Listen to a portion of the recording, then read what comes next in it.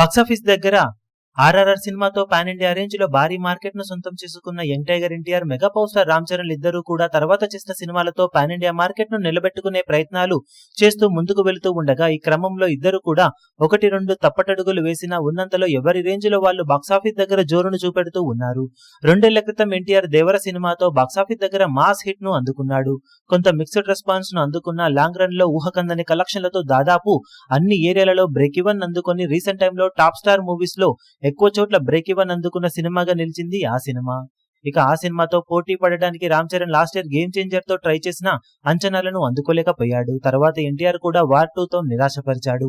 ఇక రామ్ చరణ్ ఇప్పుడు పెద్ద సినిమాతో పాజిటివ్ రెస్పాన్స్ అందుకోగా, తెలుగు రాష్ట్రాల వరకు మాత్రం దేవరని ఎలాంటి హాలిడే అడ్వాంటేజ్లు లేకుండానే దాటేసింది పెద్ద మూవీ. అదే టైంలో హాలిడే అడ్వాంటేజ్ ఉన్నా కానీ ఇతర డబ్ వర్షన్స్ ఓవర్సీస్ లో ఎన్టీఆర్ మాస్ ర్యాంపేజ్ ను చూపించి లీడ్ అందుకున్నాడు. ఓవరాల్ గా దేవర సినిమా మొదటి వారంలో తెలుగు రాష్ట్రాలలో 122.45 కోట్ల షేర్ ను, 172.25 కోట్ల గ్రాస్ అందుకుంటే, పెద్ద సినిమా మొదటి వారంలో 125.71 కోట్ల షేర్ ను, 186.6 కోట్ల గ్రాస్ ను అందుకుంది.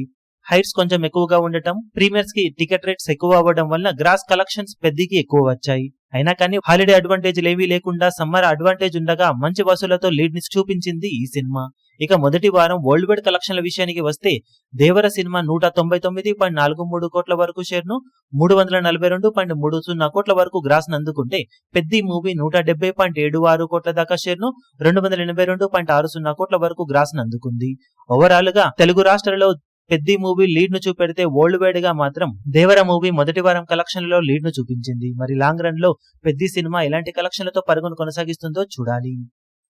ఈ వీడియో మీకు నచ్చినట్లయితే లైక్ చేయండి, షేర్ చేయండి, ఛానల్ ను సబ్స్క్రైబ్ చేయడం మాత్రం మరవకండి. ఏ చిన్న అప్డేట్ ను మిస్ అవ్వకూడదు అనుకుంటే బెల్ ఐకాన్ ను ప్రెస్ చేయండి.